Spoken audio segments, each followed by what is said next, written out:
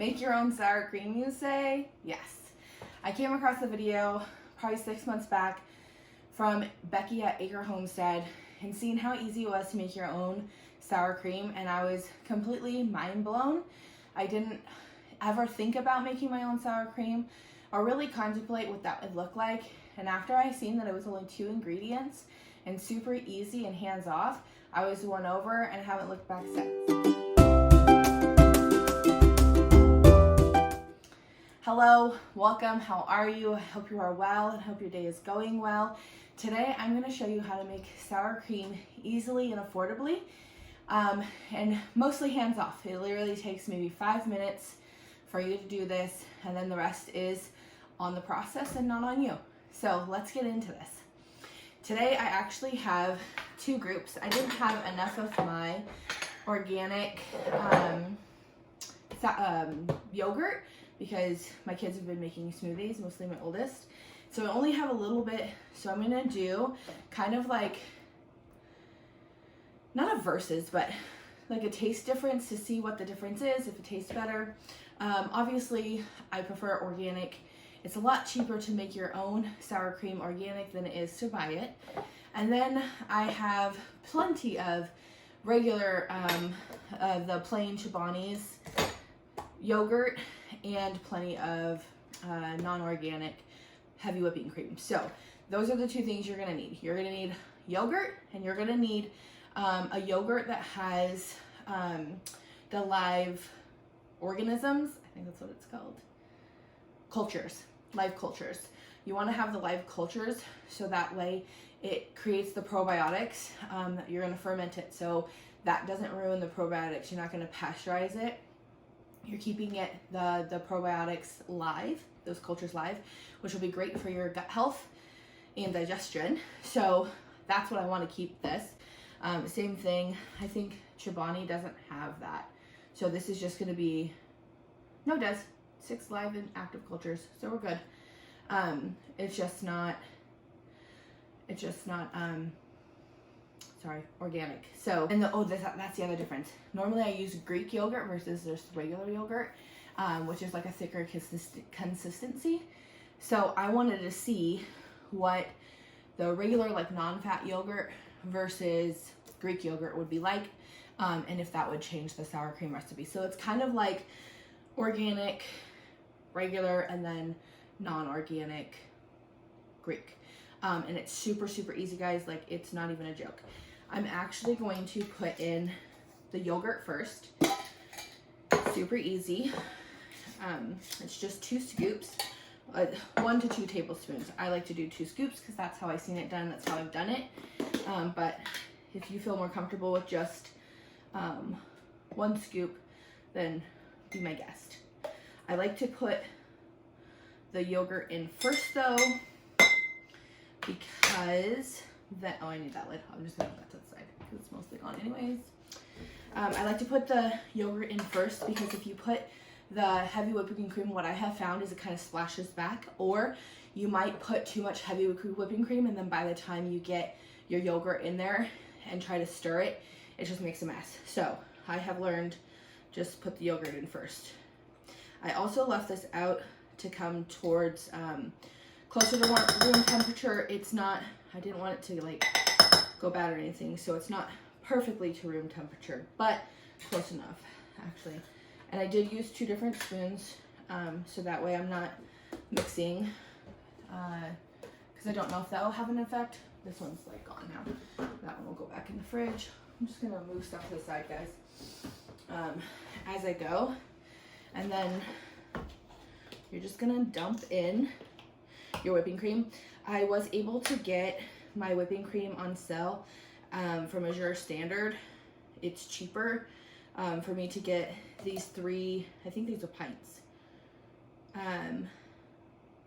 These 3 pints of heavy whipping cream versus a quart. Yeah, a quart, which would be 2 of these at the store. So just want to let you guys know there's ways to have it made cheaper.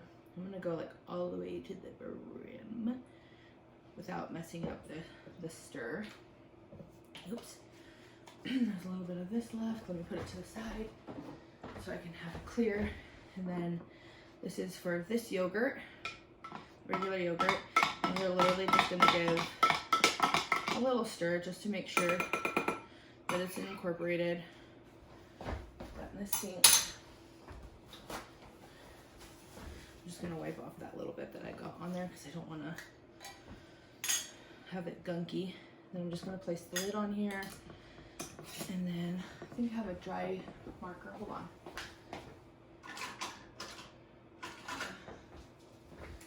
Wet erase marker. And I'm gonna put non-fat so I can keep track.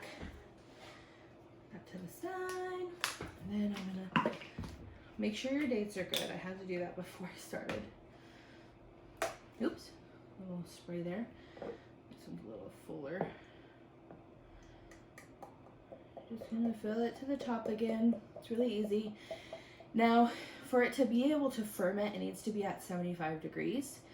But like I said, the video that I seen, Becky just put hers into the, oh yeah, putting this to the side, and this is gone, okay.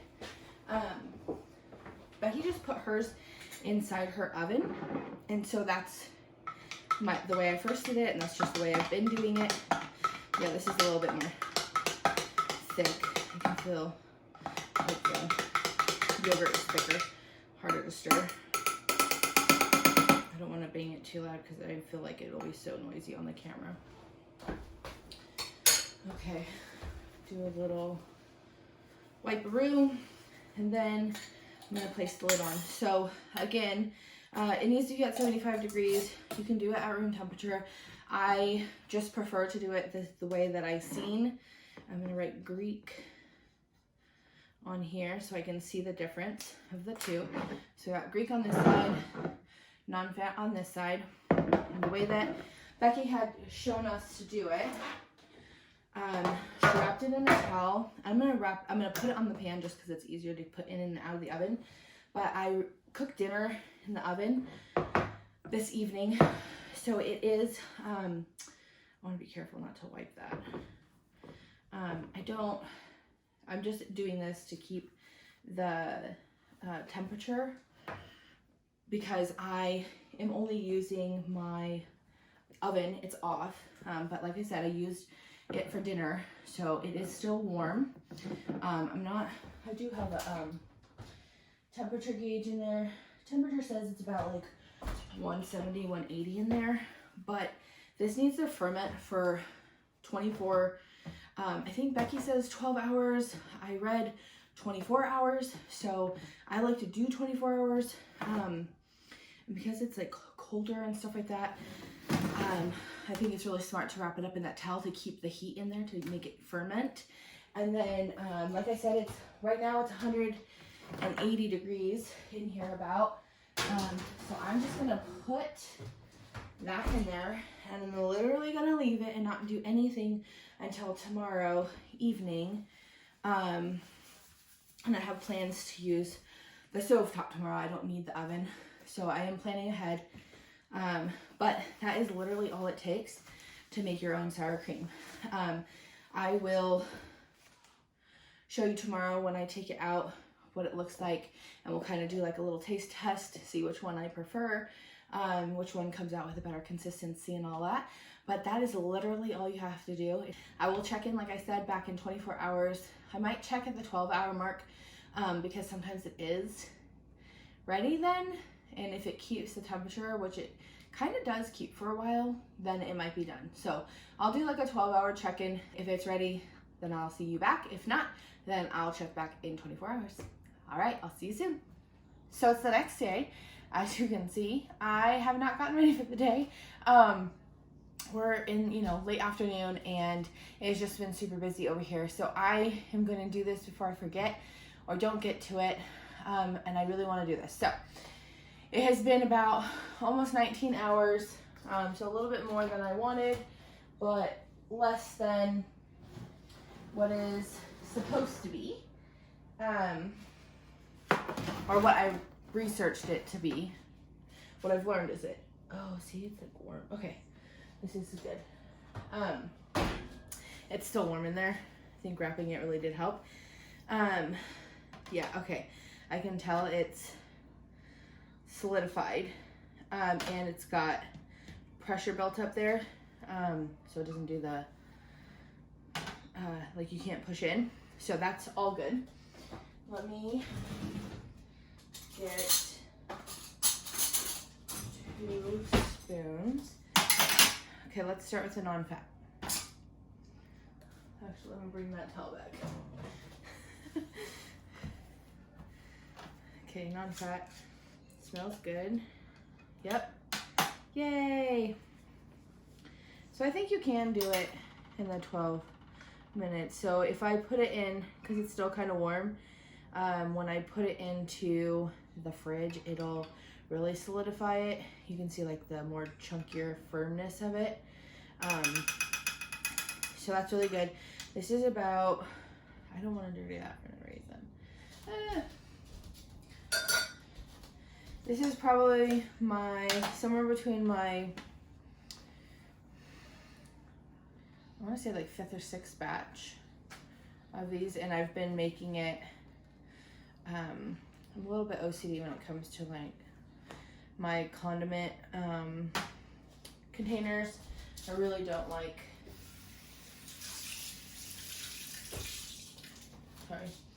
I really don't like when it's dirty, and it's not an easy thing when you have littles, but if I can help it, I will help it. So I like to clean everything off.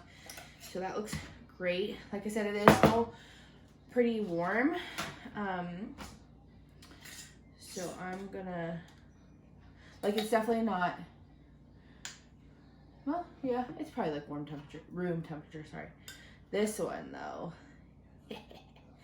so this is my first time doing non-fat, but this is, like, every time I've done it so far, I've used Greek yogurt just because it's higher protein and everything, and then you can see, look how thick it is, like, that's sour cream. So, just with my experiment, you might need a little bit longer to ferment with the non-fat yogurt, at least refrigerate it after. With the Greek yogurt, I don't need to. I mean, I'm going to, but I don't need it to solidify the yogurt, and it's all clean in there too. So I definitely, it pretty much smells the same. And I don't really want to eat warm sour cream, so I'm not going to taste it. But just by the process, yeah, they smell the same. But I prefer my Greek organic method versus the non-fat regular method. Again, organic isn't going to change the consistency or anything like that, but the Greek yogurt definitely did change the consistency versus the non-fat yogurt. But I'm still going to definitely put these both in the fridge and use them all up. Yeah, you can see like all the way down to here. So definitely prefer the Greek over the non-fat, but I'm going to use them both. But going forward, I'm probably going to use Greek yogurt from now on. Okay, so that's it, you guys. That's how you make your own sour cream. Literally 2 ingredients, a little yogurt with some live cultures, and a little heavy whipping cream, or a lot, depending on the size you're making. I hope that you enjoyed this video. I hope that you've seen how easy it can be to make your own food at home or your own condiments at home.